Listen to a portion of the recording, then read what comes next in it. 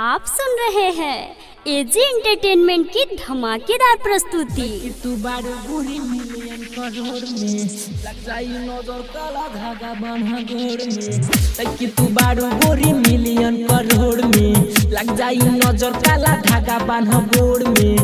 कि तू बारू बुरी मिलियन करोड़ में लग जाई नजर काला धागा बांधा गोड़ में। जब से ही देखनी दिल भइल बा बेचैन हो, हम तोहार हो बहिनी फैन हो। जब से ही देखनी दिल भइल बा बेचैन हो, हम तोहार हो बहिनी फैन हो।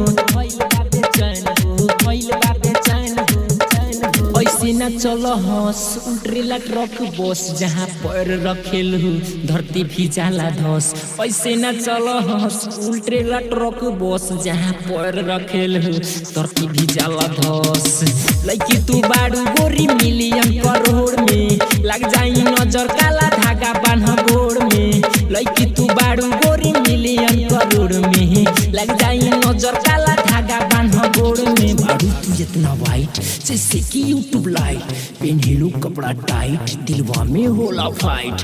रह तू शहर भइलू लमहर, ओढ़नी कमर बांध चला ना डगर। ना तो जवानी लौटा जइबू रानी हो, नैना से पानी गिरबू बेबे खानी हो। मान हमर बात के घूमबू ना रात के, लइका कौनो जात के भाग जाई गाल काट के। बोलो हमसे प्यार हो लाइफ देम सवार हो, गायक बनी स्टार हो नाम होई प्रचार हो। देवेंद्र दिमागी तुहारा पर भइल फिदा हो, रोशन राजू आज कहता तो सीधा हो। लइकी तू बारू गोरी मिलियन करोड़ में लग जाई नजर काला धागा बांधा गोड़ में। जब से है देखनी दिल भइल बा बेचैन हो, हम तोहार हो बहिनी फैन हो। ऐसे न चलो हंस उल्ट्रेला ट्रक बस, जहाँ पैर रखेल हो धरती भी जाला धस। ऐसे न चलो हंस उल्ट्रेला ट्रक बस, जहाँ पैर रखेल हो धरती भी जाला धस।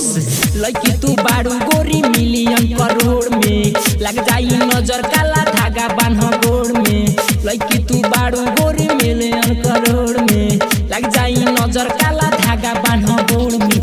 हरी शरण ओम प्रकाश जी संगे पार्टी करबू खैबू मुर्गा मांस जी। घर जो कियारी जिला मोतिहारी रहेनी हम सपा सुगौली भेड़ियारी।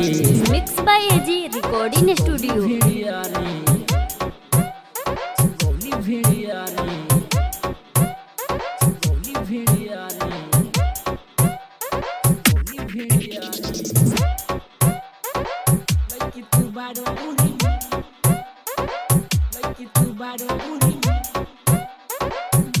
करोड़ में लग जाई नजर काला धागा बांधा। Mix by AG recording studio, Roshanpur Sapaha.